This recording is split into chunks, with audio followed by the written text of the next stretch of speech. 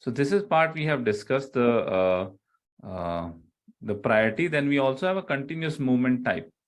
So continuous movement type is whether the continuous movement need to be also be considered. What do we mean by the continuous movement? And the further details would be there in the carrier, that you are going from A to B to C to A.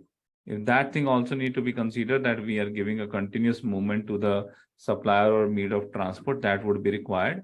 So that also would be coming into your transportation, your carrier strategy, that the continuous movement need to be selected. If we are able to give one carrier A to B to C to A, complete movement we are giving it, that would be definitely a cost optimization for you and carrier both, right? So the continuous move need to be checked, or the continuous move, there's no need to check for the continuous moves. That would be another parameter which will be mentioning it here. Then we are having a business share. So you need to tick this one, whether the business share need to be used. Now, what is the business share? Business share is, let's say, if we are having a optimization run and we are having a 3 carriers, carrier A, carrier B, carrier C. And we want to, you would be aware about a terminology called quota arrangement, right? In PP or MM, we use it if we have multiple vendors. We say that, okay, we want to give some business to all of these vendors.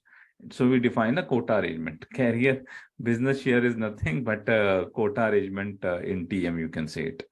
So you will say that A, B, C, there is some quota arrangement you are giving, that this should be giving a 50% business, and you want to give 20% business to this and 30% business to this. So you are having a business share which you have defining, and based on the business share, if the 3 carriers is there for one means of transport, you want to give business to all of these 3 with this combination. Okay, so that you can define this percentage is your business share. That would be defined at the carrier level. Where? Here. We'll be defining this percentage. So you need to check whether the business share you are defining and you need to use, and based on the business share, you need to do the planning. And system need to, then you need to define the positive tolerance, negative tolerance here. Okay. Positive tolerance, you can mention it here as a 10%. Okay. Negative tolerance also you mention as a 10%. So what does that mean? That means that if you're talking about your carrier A, you want to give a 50% business. Okay. But the tolerance is there 10%, which means 50 and more than 10, you can go up to 60%, or you can remain up to 40%. So you can define, give the carrier in the planning based on the cost optimization. If by giving little bit more, the cost is coming better, you can go up to 60%. Or if by reducing it, your cost is better, you can go up to 40%. Okay, so that you can define it. Then we also define the penalty cost, that if there is any penalty cost, if you are not meeting it, okay, so you want to optimize. These all costs are just the numbers to make sure the optimization can happen. It's optimization or the simulative costs or the comparative cost.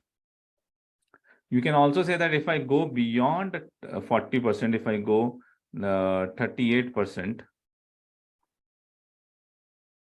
if I go 38%, beyond 40%, if I go 38%, I go, or let's say to simplify it, if I go to 30%, then what would be the penalty cost for the excess? You can mention it for excess 100, for shortage 200. That penalty cost also system can calculate it, and system can add that. If we are having a penalty cost, system can add into the cost, and then system can identify that what can be the combination of this share of business and combination of this strategy, what would be the best selected carrier.